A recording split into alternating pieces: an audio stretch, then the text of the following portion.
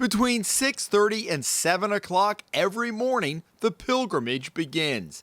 Dozens of men fan out, many to a nearby bus stop, ultimately heading to Providence for the day to hang out. Others walk down Howard Avenue in Cranston, their destination unclear. It is a scene repeated virtually every day of the year at Harrington Hall, Rhode Island's so-called homeless shelter of last resort, located in the heart of the same complex that houses the adult correctional institutions and the state's traffic tribunal. Harrington Hall has become the source of discussion and debate at the Rhode Island State House this session because of the number of registered sex offenders that stay there on any given night. The General Assembly is considering legislation aimed directly at the facility, although it doesn't specifically mention Harrington Hall in the wording. It would limit the number of sex offenders at any state-funded facility to no more than 10% of that population. Cranston Representative Robert Lancia submitted the legislation in an effort to force both Speaker Nicholas Mattiello and the Raimondo administration to confront the problem, which he says goes back nearly a decade. At its peak, sex offenders occupied as many as 60 of the 112 beds available at the converted shelter, although that number has decreased to about 24 more recently. Harrington Hall is in Speaker Mattiello's district. And he said to me a year ago, I'm working on a plan. Nothing happened. So I had to basically push the issue. There's a larger statewide issue. You can put a cap at 10%, but then where do they go? Yeah, and you raise a great issue. We need to really bring everybody to the table and come up with a solution. If you are homeless and you're a registered sex offender, there's nowhere else in the state where you can seek shelter and sleep at night.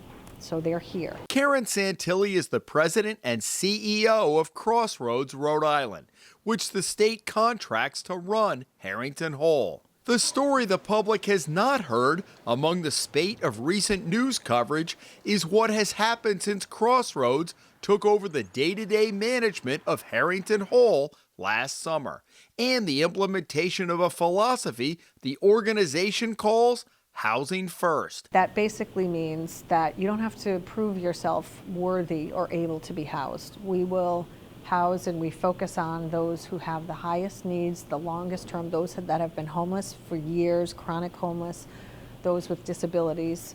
We assess everybody, prioritize them, and then house those with the highest acuity or needs first. And she says Crossroads is making progress. Between January and February, we housed 5 men.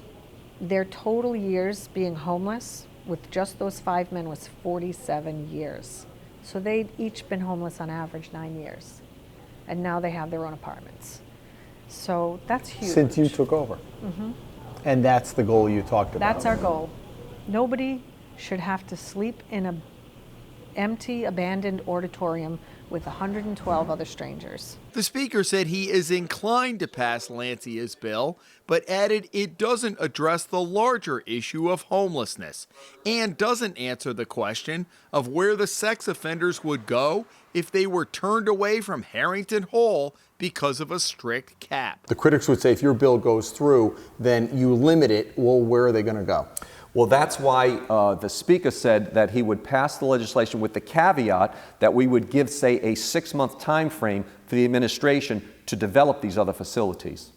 And so people say, well, that may not be enough time. Well, you know what? This has been going on for years and no one has done anything. We have finally got to find a solution and put a stop to this. Last week, the House Judiciary Committee passed an amendment to Lancia's legislation.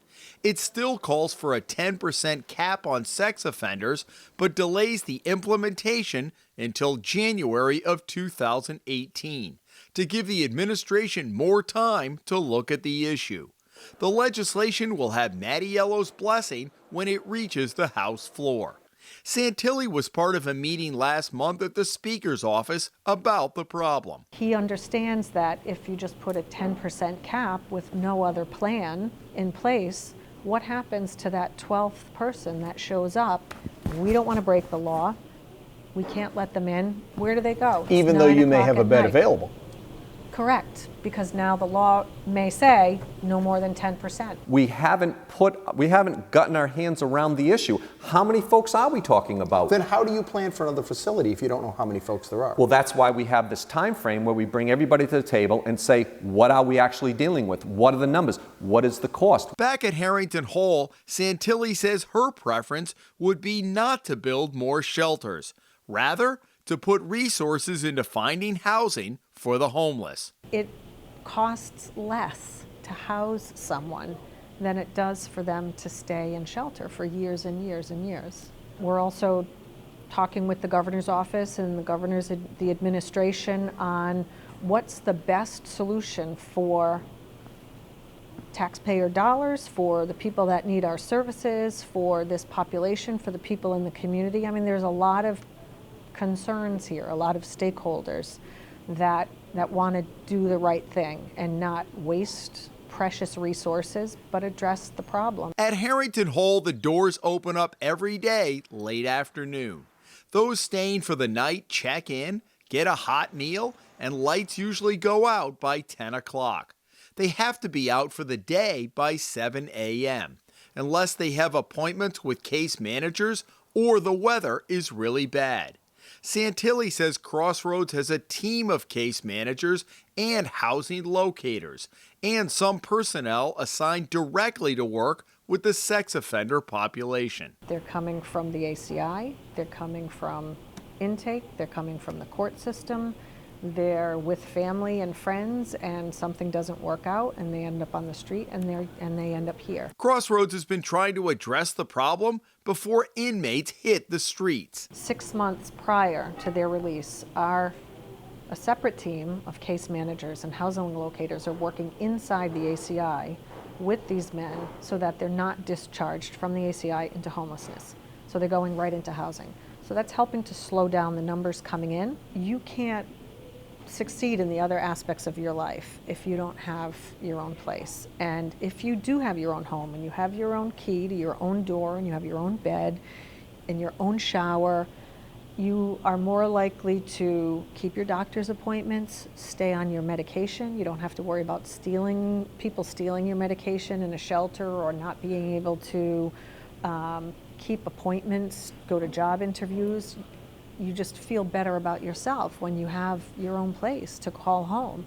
We're not looking to rehabilitate people. That's not our goal. Our goal is to house people who are experiencing homelessness as quickly as we can and as respectfully as we can.